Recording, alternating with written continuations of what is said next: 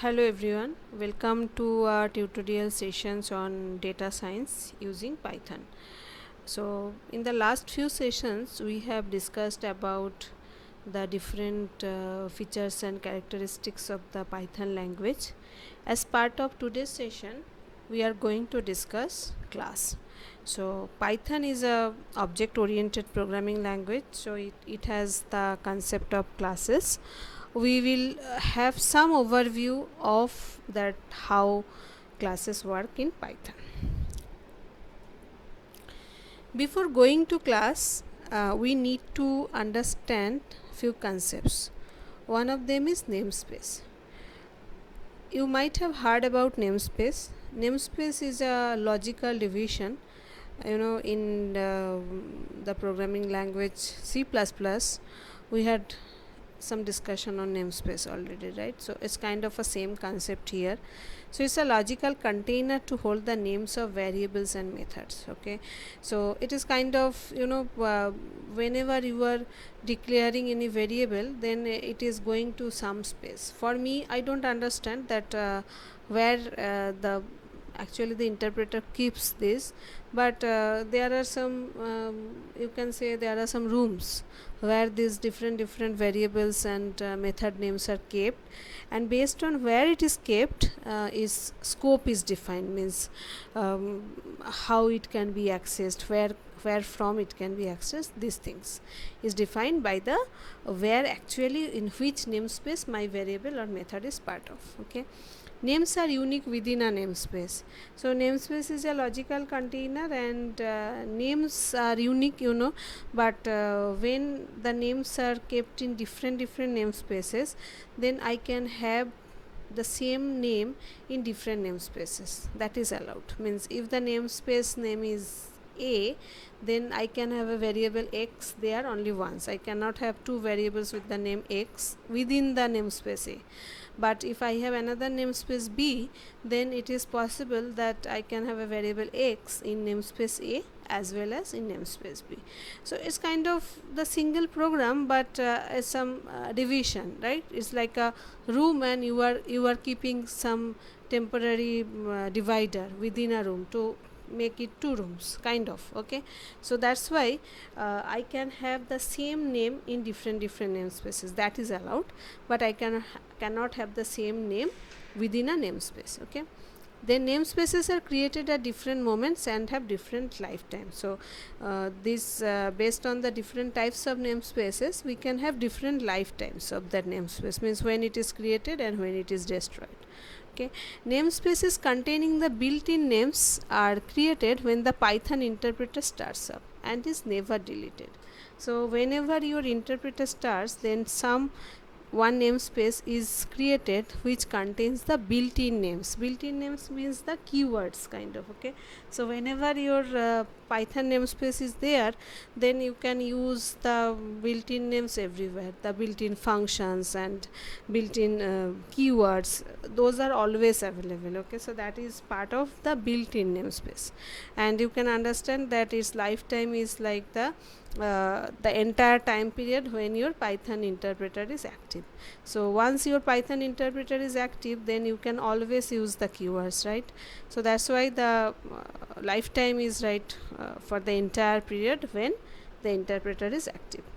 Then comes the global namespace. So what is a global namespace? For a module, it is created when the module definition is read in.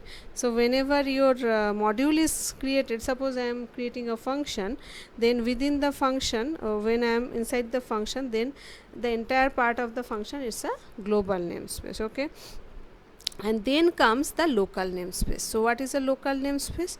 It's a local namespace when the function is called. Okay, so suppose inside a function I have some variable. Okay, suppose I have defined one function, and within a function I have a variable. So whenever you call the function, then what happens that this variable is created within the function, the variable is used within the function, and once the function is done, then that variable is also removed, and we cannot access the variable when I'm just outside the function, right? So that is called the local namespace. So local namespace is, right, within a particular module it is there, and it is created only when the function is called, and when the function returns or there is some exception, then once the means the control is outside of the function body, then the scope of local namespace is also gone. So you understand that you have created so many stored procedures and functions in different programming languages and databases.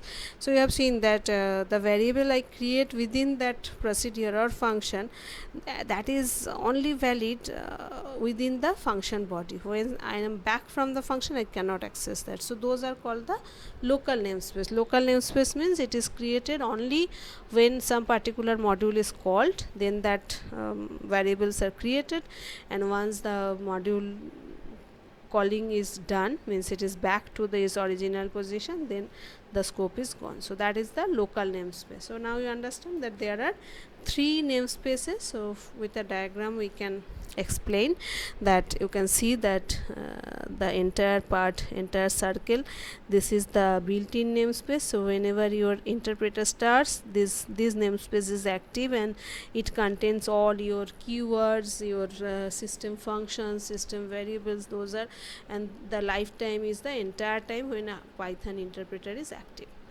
After that comes the global namespace. It is something like when any module is created within a Python interpreter, I write some create some function, so that is in the global namespace. So whenever any function is created, I can call the entire time when this function is active, means until unless I delete this from within the module where I have created the function, I can always call that function. So that is in the global namespace.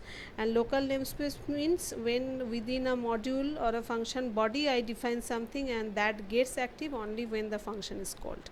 So that is called the local namespace. Okay, so these are 3 different types of namespaces available in Python. Okay, then comes another concept, that is called scope.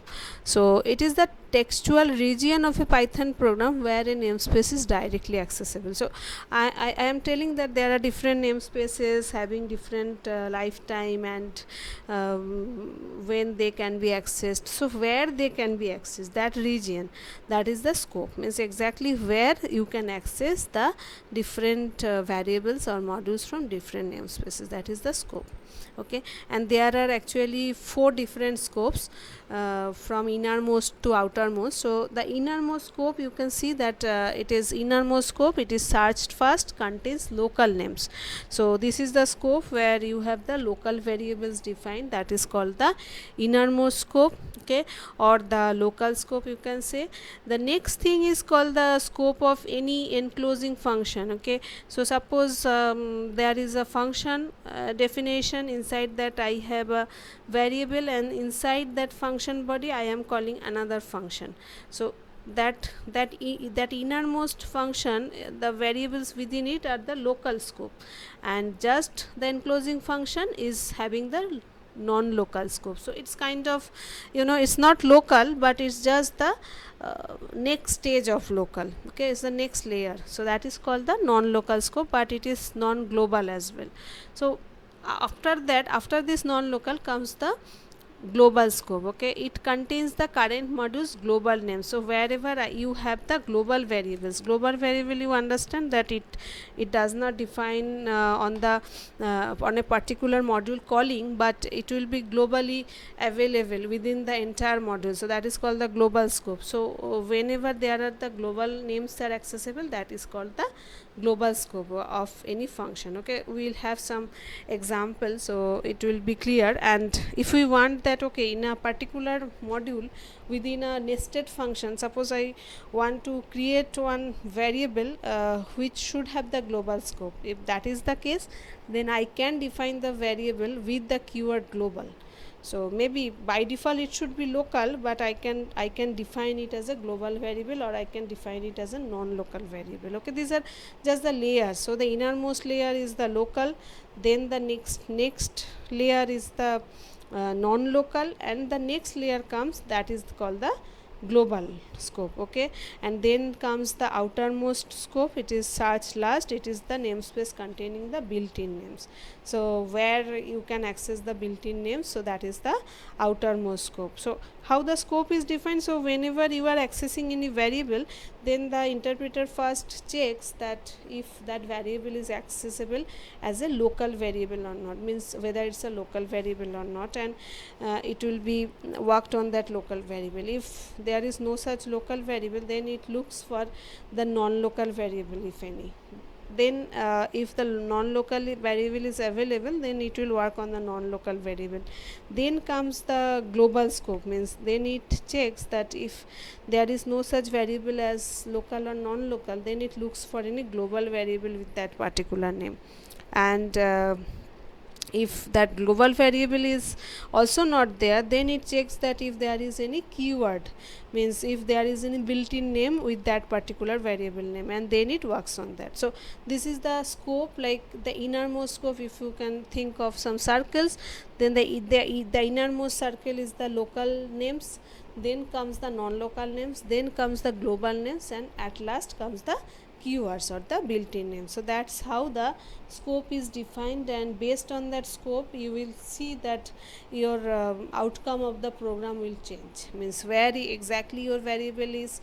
If the variable is there in every scope, then how the variable is behaving, how the variable is getting changed, that will depend on the scope of that variable. So that's how it's important that we should understand what is namespace and what is scope. So now we'll go to Jupyter Notebook and we'll have some code hands-on on the different scopes. Okay, so now I am here in Jupyter Notebook. Okay, so here you can see that I have a function named find scope, and within that function I have created another function named local scope, and inside that I have just one variable named local scope. Okay, that is the function definition. So you can understand that this var will be the local variable only. Then within this find scope I have created this variable again, means with the same name, and have put some different value in it, find scope. Okay, so I am defining the variable var in different scopes, first within the local scope function and then outside the local scope function. Okay, with some different values. Once I have declared this variable, then I have called this function. Okay, and then I am printing the value of this variable. Fine. So this is the function definition for find scope. What it does, first it defines this variable, and then it calls this function local scope, and then it prints the value of this variable. And let us first create this function. Okay, and once the function is created, then it is important that I have to call that function, then only it will work, you know. So I am calling here this find scope function, and after find scope is done, then here I am trying to print this variable var. Okay, so let us execute this. So you can see after local assignment value equal to find scope, and then there is some error, we'll discuss on that. First of all, try to concentrate on this, after local assignment find scope. So here I have defined this variable just local to find scope, and then I have called this function. Within that function the variable value was changed, but once it comes back from this function, then the scope is gone, because you know that this is applicable only within this function. It has a local scope. Okay, this variable has local scope. So once the function call is done, then this value is not present. So when this print statement is there, then it checks that what is the value of this variable, then it gets this value only, because this value, when this function was called, this was the value of var, but once the function call is over, then this value is also gone. So once the interpreter is checking, it is getting this value only, that's why it's printing. Okay, and now after this function call, when I am here, then again it is find scope function is over.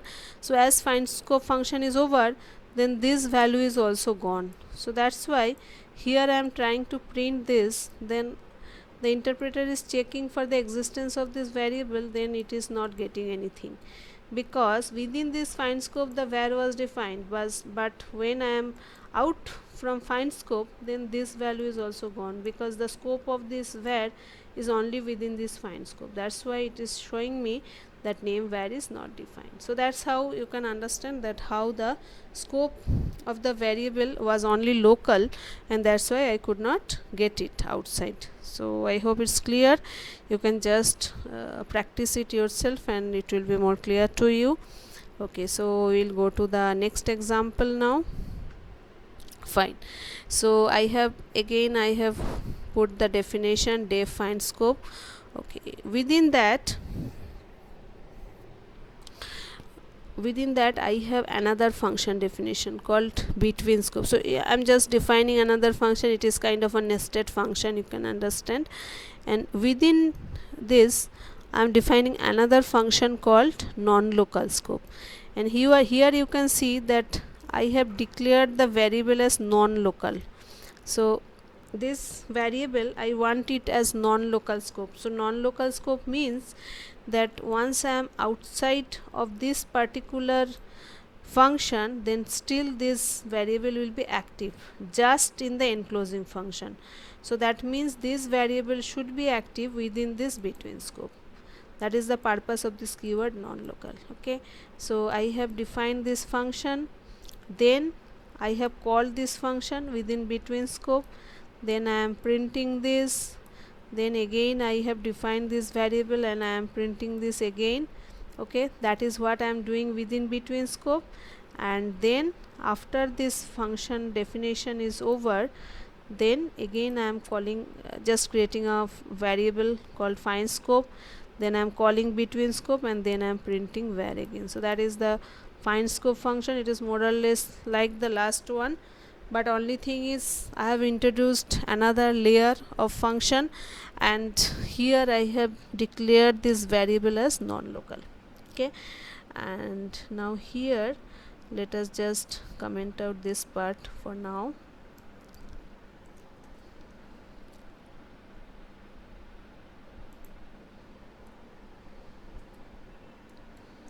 Okay, so I'll just call it in the similar way I have done just before. So let us first create this function. Okay, so it is calling that is having some error, so it's non-local. So because maybe I have created it, that's why. So I just comment it out. Let us execute. Used, where I have used here. Okay, so I will not define it here.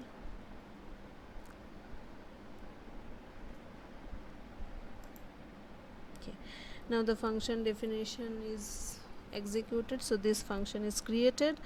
Now here I am calling this find scope. Okay, I will check what is exactly happening. So you can see I have different print statements here after non-local assignment. So this printing will be done after this function is called, and this printing will be done after this function is called, and this print will be called after this function is called. Okay, so let me first execute this part.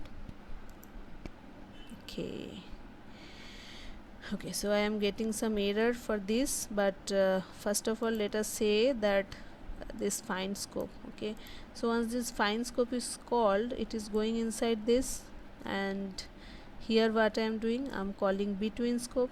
Okay, so it is going to between scope. Here within between scope I have this call for non-local scope, and within non-local scope I have just declared this variable as var, and var equal to this, and here you can see that once I am printing this, then it is printing this value, non-local scope. Okay, and then I am changing it here. Okay, let me just remove this part. I'll not make this thing complicated. I'll just remove this, make it simple. Okay,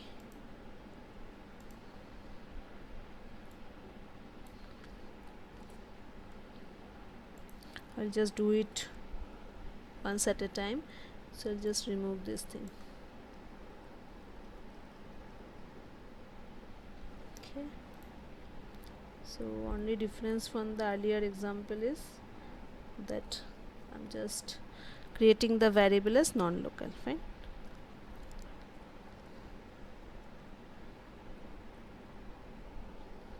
So earlier I had done it this way. Okay, so that was variable was declared. Here actually what I am doing, this make it simple. Fine.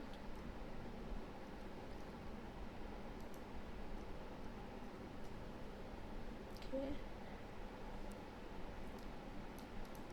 so I'll do it in the same way.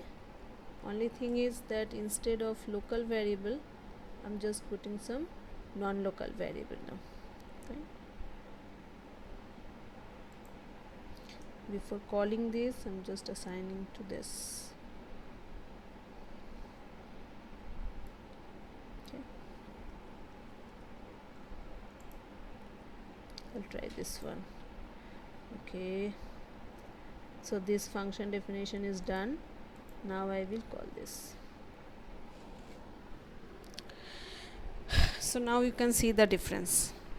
In the earlier one, when I had called this function, then here it was printed was find scope. Though it was assigned to local scope, it was find scope because the scope was gone. But here you can see within non-local scope I have changed it to non-local scope and var equal to find scope, and then I have called. But when I am printing, I am seeing that it is this var is now non-local scope. Why? Because non-local scope means just before the next enclosing function it will be still active. So that's why this var is active here when I am calling this. So after this execution is done, still the value is this. So it is getting that value and it is printing that. So I think you can understand that what is the difference between this local and non-local variable. Okay, so I have called these. So fine, it is done. Now let me open this part and call it again.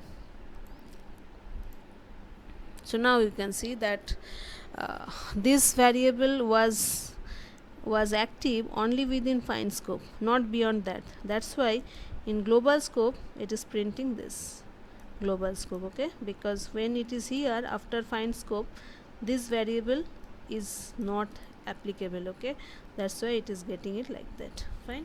So I think it's clear now how it is working. Now I will show you the global scope.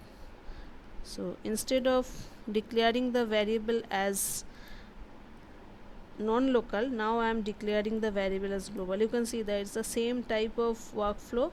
Only thing is I have changed the function definition as global scope and I have declared the variable as global, and here I have assigned the value to global scope, and then outside also the same thing, var equal to find scope. Then I am calling the global scope function and then I am printing it here. Fine. And again from outside I will call this find scope. So let us see what happens. I will not change, I will not keep anything here. Okay, there is no variable is assigned. You remember in the last two cases, as this assignment was not there, so this print statement was giving me error. Okay, now I will try. I will execute this find scope function, and then now so find scope is created and I will now execute find scope.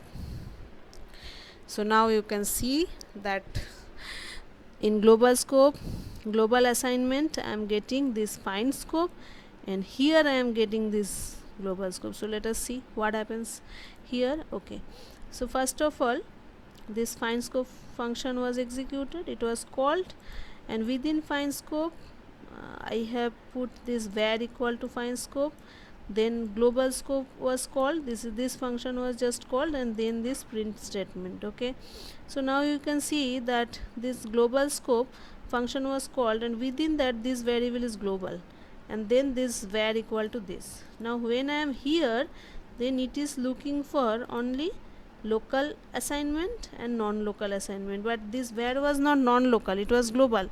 So here this var, it is taking this local value. Okay, if I don't put, you can see here that this var is printing this. Why? Because this var is global scope, and within find scope this global scope variable is not printed, so I am getting this and I am printing this. But when I am outside this part, means when find scope function is over, then it can get this var value as global scope, because it was a global scope variable. So based on where from the variable is accessed, it will change the scope, and its namespace is different. Okay, that's the problem. Now let me just remove this and let us see what happens. Okay, I will just create this, and now you see. So here when I am accessing this, then this var definition is not there. So as var definition is not there, it is not getting any local variable. That's why it is now looking for the global variable, and global variable is what?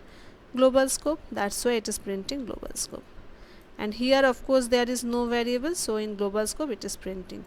If I add something here, let me add this.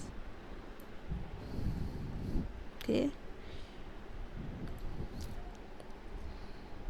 here I will write something else, that maybe I will write just outer scope, something different. Okay, and then let me execute this.